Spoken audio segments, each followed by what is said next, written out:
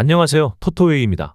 아틀레틱 빌바오는 이나키 윌리엄스의 출전 여부를 놓고 고민 중이며 수비수 유리 베르치체 역시 종아리 부상으로 이번 경기에 나설 수 없습니다.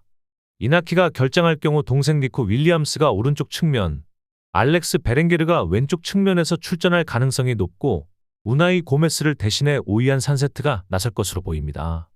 유로파리그 골키퍼로 나섰던 아기레사 발라가 다시 선발로 복귀할 예정이며 오스카 데 마르코스, 예라이 알바레즈, 이니고 레쿠에도 수비 라인에 복귀할 전망입니다.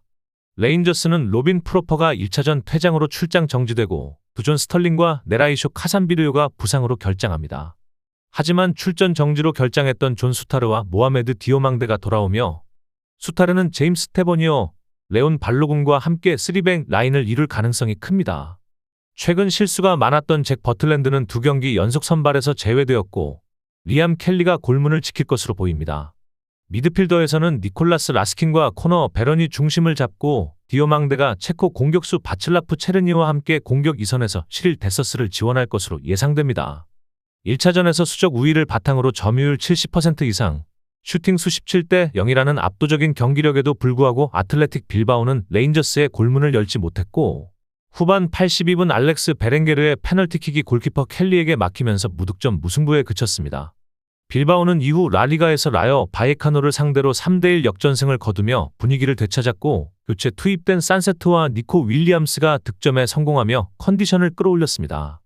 이번 유로파리그에서 홈 전승을 기록 중인 아틀레틱 빌바오는 클럽 역사상 2012년 이후 처음으로 결승 진출을 노리고 있으며 올 시즌 결승이 열리는 자국 홈구장에서 우승이라는 꿈을 현실로 만들 수 있는 절호의 기회를 잡고 있습니다. 다만 유럽 대회에서 1차전을 비긴 5번의 경우 모두 탈락했다는 징크스를 이번에 깨야 합니다. 레인저스는 최근 7경기 원정 무패를 기록 중이며 올 시즌 유로파리그 리그 단계에서 레알 베티스를 3대2로 꺾으며 스페인 원정에서 오랜만에 승리를 거둔 좋은 기억도 있습니다. 1차전에서 수적 열세에도 불구하고 실점을 막으며 저력을 보여준 레인저스는 이전 유럽 대회 8강에서도 1차전을 비기고 2차전을 승리로 가져간 경험이 있어 이번 경기에서도 이변을 노리고 있습니다. 그러나 홈에서 유럽 무대 전승을 이어가고 있는 아틀레틱 빌바오가 전력상 우위를 점하고 있으며 최근 리그 경기력과 공격 옵션의 다양성에서도 앞선다는 평가입니다. 두 팀 모두 치열하게 맞설 것으로 예상되지만 아틀레틱이 홈 이점을 살려 승리를 거두고 4강에 진출할 가능성이 높습니다. 프랑크푸르트는 최근 공격 자원인 잔 우준과 엘리의 와이를 복귀시켰지만 무릎 부상을 입은 안스가르 크나우프는 이번 경기에도 결장합니다. 골키퍼 카우앙 산토스는 케빈 트라프의 정강이 부상으로 인해 이번 경기에서도 골문을 지킬 것으로 보이며 예비 골키퍼 옌스 그랄은 유럽대회 명단에 포함되지 않아 출전이 불가합니다. 주말 리그 경기에서는 오스카 헤이룬이 출전했지만 그 역시 유럽대회 미등록 선수로 이번 경기에 나설 수 없습니다. 토트넘은 주장 손흥민이 발 부상으로 결장 가능성이 있습니다. 윌슨 오도번은 주말 경기에서 보호 차원으로 제외됐고 포로, 우독이 판더 펜도 벤치에 머물며 체력을 비축했습니다. 쿨루셉스키는 복귀전을 치렀고 손흥민이 결장할 경우 선발 출전할 가능성이 있으며 수비진에서는 케빈 단소와 라두 드라구신이 여전히 결장합니다. 1차전에서는 경기 시작 6분 만에 에키티케에게 선제골을 내주며 불안하게 출발했지만 페드로 포로의 골로 전반전에 동점을 만들었습니다. 그러나 프랑크푸르트의 신의 골키퍼 산토스가 후반 내내 토트넘의 공격을 막아내며 결국 경기는 1대1 무승부로 끝났습니다. 프랑크푸르트는 이후 주말 리그에서 하이덴하임을 3대0으로 완파하며 분위기를 끌어올렸고 홈 3연승과 함께 분데스리가 4위권을 굳건히 지키고 있습니다. 유로파리그 홈 경기에서는 아약스를 4대1로 대파했고 RFS, 슬라비아 프라하, 페렌츠바로시를 상대로도 무실점 승리를 거두는 등 홈에서는 4연승을 달리고 있어 이번 2차전에서도 유리한 고지를 점하고 있습니다. 프랑크푸르트는 이번 4강 진출 시 유로파리그 3번째 4강 진출이라는 기록을 세우게 되며 이는 세비야와 메뉴에 이어 3번째입니다.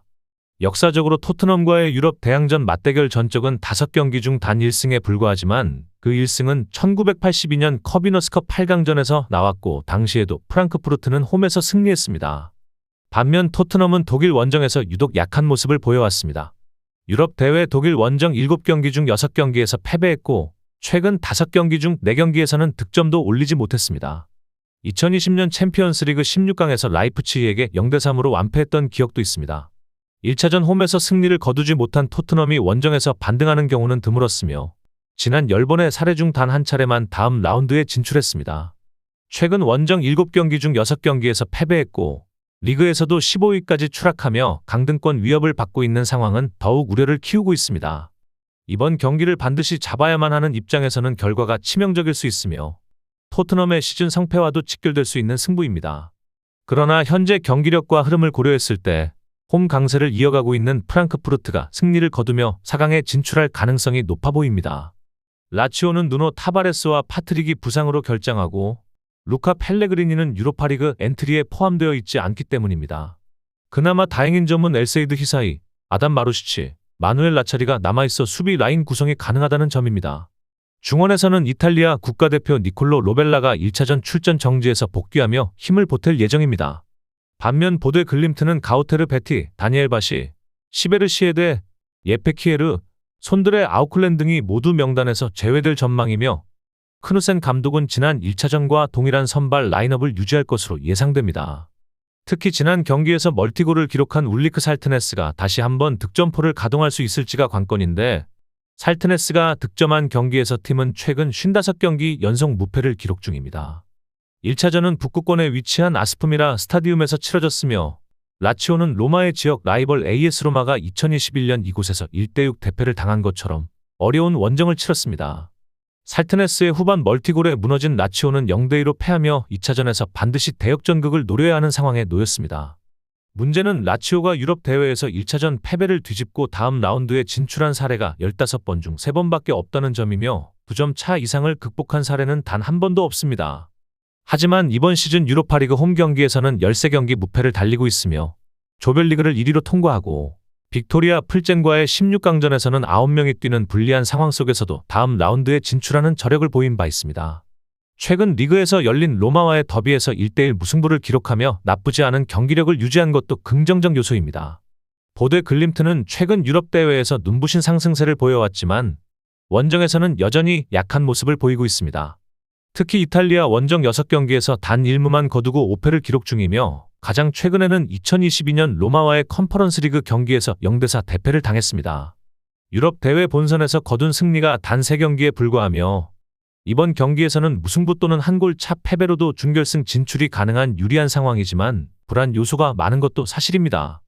통계적으로 유로파리그에서 1차전 2골 이상 승리한 팀의 94%가 다음 라운드에 진출했지만 라치오가 홈에서 보여주는 강세와 반전 가능성은 충분히 고려할 만합니다. 보드는 리그 일정이 없었던 덕에 체력적으로 여유를 가졌고 최근 4경기 연속 무실점 승리를 거두며 상승세를 타고 있지만 원정 불안이 변수입니다. 라치오의 승리가 예상되며 극적인 역전 드라마가 펼쳐질 가능성이 있습니다. 홈 경기장의 이점과 보다 나은 선수층을 갖춘 라치오가 이번에는 유럽 무대에서 새로운 역사를 쓸 수도 있을 것입니다. 맨체스터 유나이티드는 조슈아 지르크지의 이탈로 인해 공격진에 큰 공백이 생겼습니다.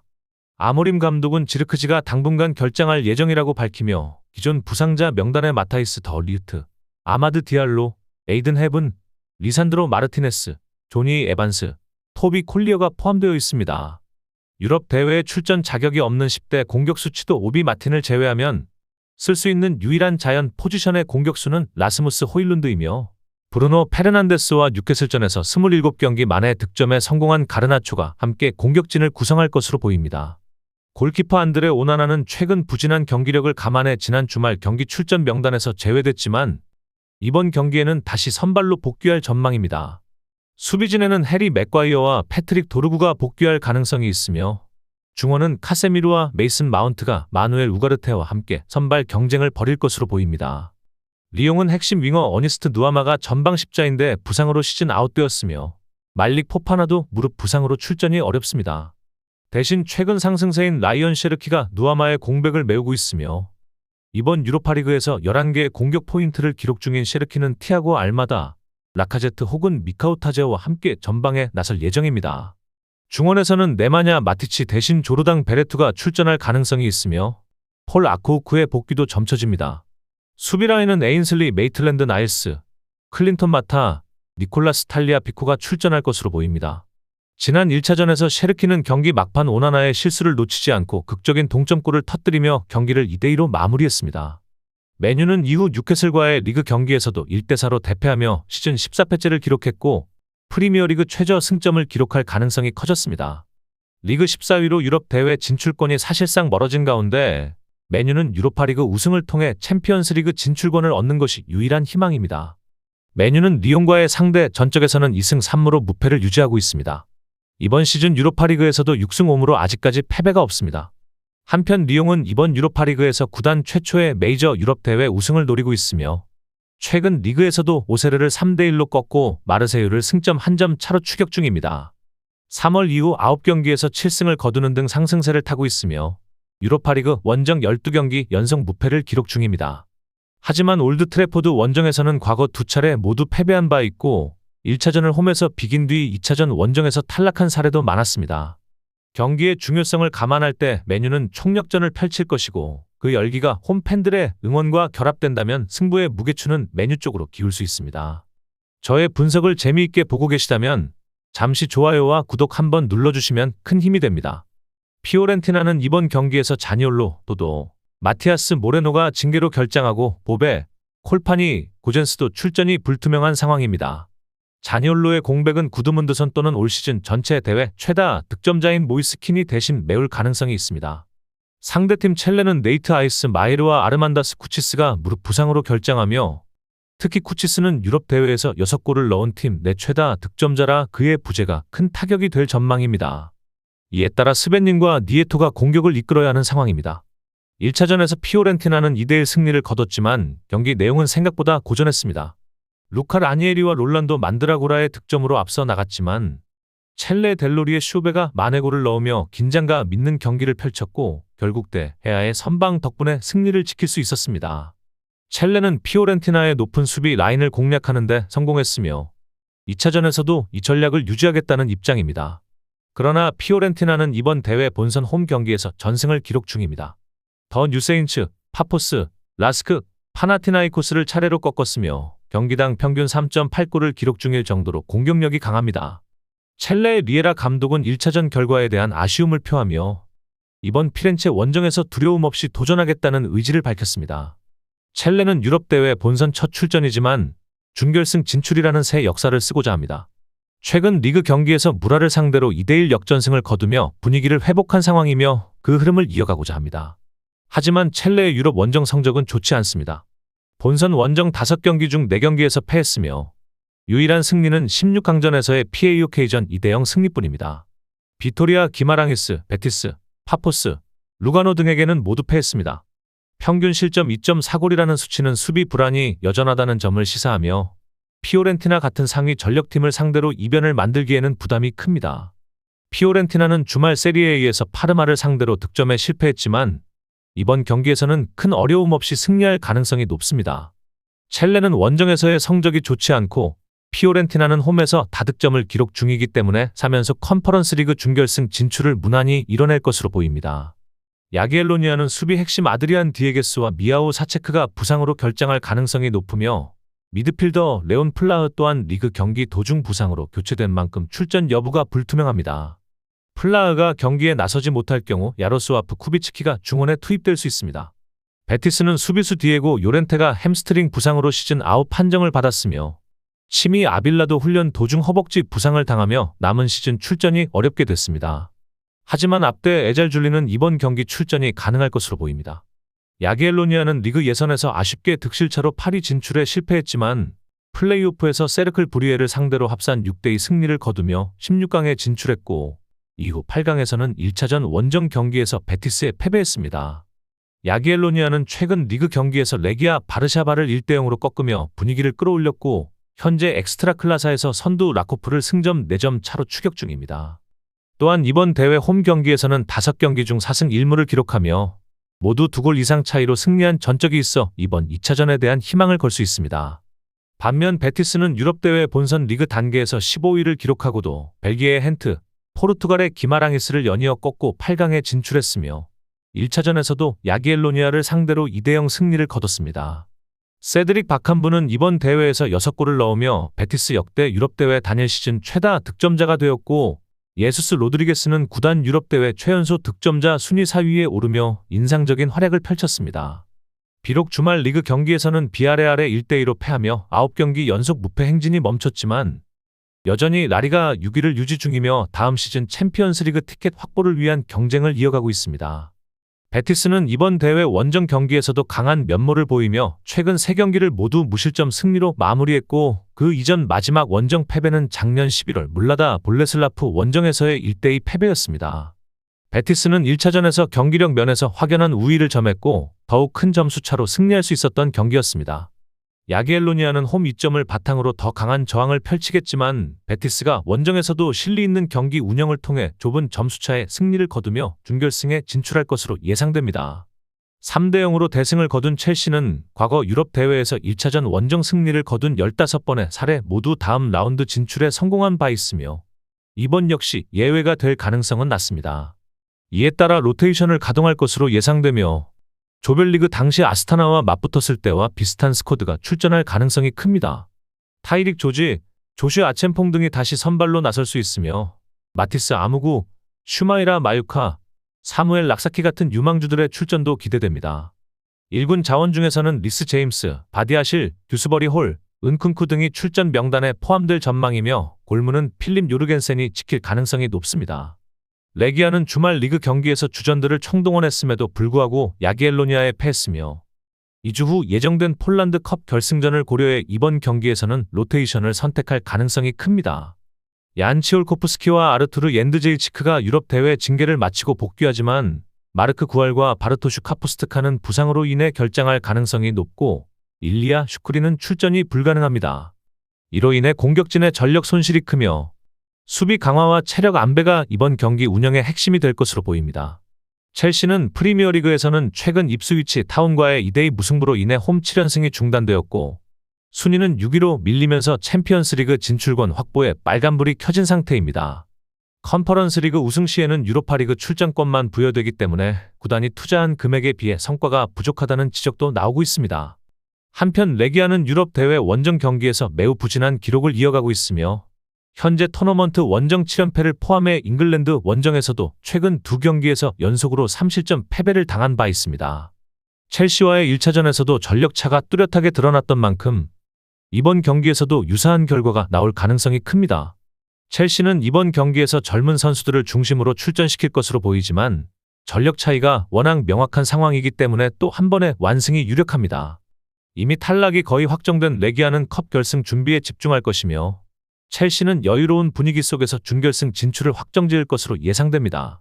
라피트 B는 유야콥 셜러, 네나드 치베트코비치, 니콜라우스 브룸브란트, 토비아스 보르케이에트 등 여러 선수가 부상으로 결장하게 되면서 완전체 전력은 아니지만 이미 유리한 고지를 선점한 상황입니다.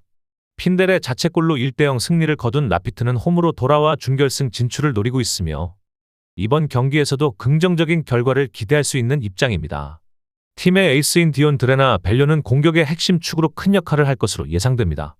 특히 라피트는 올 시즌 유럽 대회 홈 경기에서 무패를 이어가고 있는 등 홈에서 강한 모습을 보여주고 있습니다. 최근 리그에서 연패를 끊고 오스트리아 빈을 2대0으로 꺾으면서 분위기 반전에 성공했고 유럽 대회 진출권을 위한 리그 경쟁에서도 4위 볼프스베르거와의 승점 차를 3점으로 줄이며 여전히 희망을 이어가고 있습니다. 한편 디우르가르데는 현재 스웨덴 알스벤스칸 시즌 초반에 다소 부진한 흐름을 보이고 있습니다. 개막 이후 4경기에서 단 1승만을 거두었고 최근 2경기에서는 연패를 기록 중입니다. 1차전에서도 0대1로 패하긴 했지만 경기 내용 면에서는 주도권을 잡으며 긍정적인 평가를 받았습니다. 다만 지난 시즌 팀의 최다 득점자였던 데니즈 후메시 간바 오사카로 이적한 이후 공격력이 급감했으며 최근 4경기에서 단 한 골에 그치는 득점력 부진이 계속되고 있는 상황입니다. 현재 디우르가르데는 말콤 사프크비스트, 파트릭 아슬룬드, 피오트르 요한손, 라스무스 슐러 등 주요 자원이 부상으로 결장하게 되었으며 후메세 대체자로 토크막 은구엔이 선발로 나설 가능성이 높습니다. 양팀 모두 리그에서는 다소 어려움을 겪고 있으나 홈에서 유독 강한 라피트 빈의 전력과 1차전에서의 승리를 고려할 때 이번 2차전에서도 오스트리아 클럽의 승리 가능성이 높다고 판단됩니다. 라피트는 홈 팬들의 응원을 등에 업고 또 한 번의 무실점 승리를 거둘 가능성이 크며 디우르가르데는 골 결정력 부족이라는 과제를 극복하지 못한 채 이번 유럽 무대에서의 여정을 마무리할 가능성이 높아 보입니다.